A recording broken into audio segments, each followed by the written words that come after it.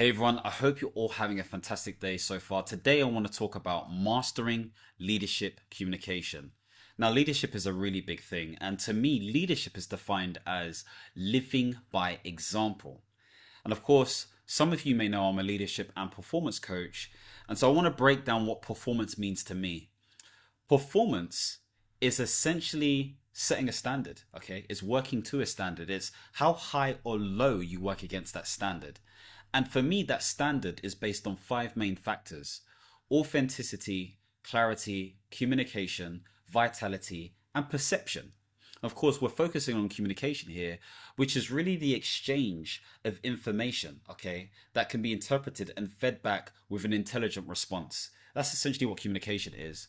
So if we're really thinking about this as a leader, okay, when we're thinking about the more traditional definitions of leadership, it's been defined by Peter Northouse as the process, okay, an individual takes to influence a group of individuals. So that word influence is key because you need to be able to inspire, convey ideas, be clear about the vision, ensure that people are on board with this stuff, get a team together, ensure that they're high performing, etc., etc.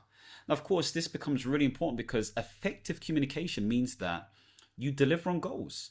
It also means that everyone knows what they're doing. There isn't ambiguity or complexity. Things are broken down simply.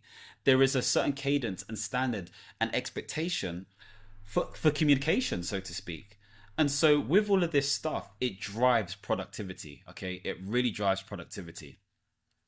Now, when it comes to the key components of good communication, a lot of it is embedded, for me at least anyway, around this idea of having a coach like mentality. Okay, I'm biased, obviously. I'm a practice coach. I'm developing a coach training company as well. So, of course, I'm a bit biased.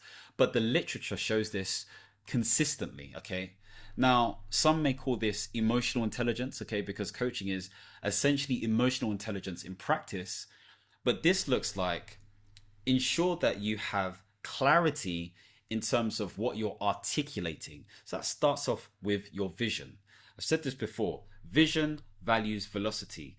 Be clear about where you want to go, your vision. Be clear about what's important to us, values, and be clear about how quickly you want to get there, velocity. Once you have those really sort of like clear and communicated, amongst different individuals in terms of your team, you also want to make sure day to day you employ things like active and deep listening. This is the ability to literally interpret and take on and empathize with the individual and understand what they're saying so that when you relay back information, it is empowering. That empowerment can come in a form of asking a question that enables them to take questions. So this is known as empowering questions. Or this can be done in a way where you're encouraging and or motivating them to have more, do more, and be more. Okay, so for example, when someone starts a new role, you're not going to be coaching them straight away. You're going to be mentoring them. And there's sort of like similarities between the two. But as they're established in a role, which the majority of people will be, coaching them would be good. And I'm not saying sit down, you're asking questions, but it's having a style that understands and sees things through their lens and responding with empathy in order to get productivity out of them as well. So all of these things are really important. At the sort of basis of all communication, there is this idea of transformational relationships. So this is based on the idea that rather than having a sense of low trust and low vulnerability and low rapport, you should have high trust and high rapport, which means it creates a transformational relationship. For example, if I say, hey, how's it going? And you're like, yeah, right, you? That's very transactional. You may be just doing that to keep up with the Joneses because that's what friends do. They ask how each other are and all this kind of stuff there. But if I say to you, hey, how's it going? You're like, you know what? I'm not that great, I'm feeling a bit low. And I'm like, oh, how come?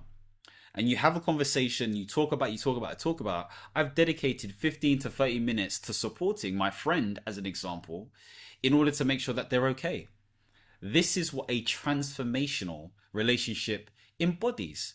It changes, it's dynamic, it's not just like this. It does whatever it needs to do to move to the next stage, it evolves. And so this is what we're trying to do. Of course, If you're a leader of many people, this is difficult to do all the time because it takes a lot of your energy. But this is why setting clear visions, values, and velocity is key. And understanding that, at least with my definition of leadership, leadership is living by example. Is living by example. So that's really important. So how can you sort of like develop some of these skills and stuff? Well, the first thing is to ensure that you understand who your target audience is. Okay? Understand who your target audience is. And of course, that's going to be a mix of different people. For those of you who are versed in change management and stuff like that, there's this great acronym called CPIG. Sometimes I forget what it stands for, but it's customers, providers, influencers, and governors. Customers are the reason why you're doing what you're doing. Providers are the people who are helping you do what you need to do to help the customers. Influencers essentially guide and sort of like are quite sort of persuasive in ensuring that certain things happen, okay? And then governors are essentially people you have to listen to, essentially. And so when you think about all of this stuff, you can tailor communications to different types of people. And of course, they have their own characteristics and stuff. But it's about understanding social awareness, okay? That is looking at things and interpreting it to understand what does this really mean for the person emotionally, okay? And then using social management such as persuasion, leadership, conflict management, etc., in order for you to be effective with your communication. So tailor it. This is known as belief self-monitoring within the whole space of psychology, where you're able to monitor yourself well and say what needs to be done, but not to the point where it's you can't communicate with that person at all. So bear that in mind. The other thing I would do is practice not talking. Just listen to what the person is saying. Allow the person to talk. If you feel the urge to interrupt, squeeze your thumb, okay? Or, I don't know, pinch yourself. Do something to remember that actually, no, just wait to hear what the person has to say. That's the most important thing that you can do. And I guess one of the other things is to ensure that you provide some level of feedback to your team, okay? Now, this feedback can come in the form of one-to-ones or, appraisals or whatever it may be. But provide feedback for them so they know how to improve, but also be open to receive feedback yourself. So sometimes this may come in the form of 360s or whatever it may be. You just need to be in a position where you're able to do this stuff, okay? But most importantly, you need to be the example. You need to consistently say, how do I want to be viewed? What do I want people to say about me when I'm not in a room? That's how you want to lead this conversation or lead this perception in terms of your leadership. And it all comes back to the whole communication piece as well. Of course, inevitably, there are going to be challenges and stuff. I'm not going to get into all of that stuff. But the point being made is, in order for you to improve your communication, be clear about what it is that you're trying to do. Be clear about who your target audience is. And be clear about some of the nuances that you have and needs to improve as a leader. But most of all, live by example. Okay, live by example. Again, if you're somebody who's interested in developing as a leader and wanting to get to the next stage, whether that's in your career or business as a leader, then feel free to sit down with me and have a conversation, and we can talk about how that can happen.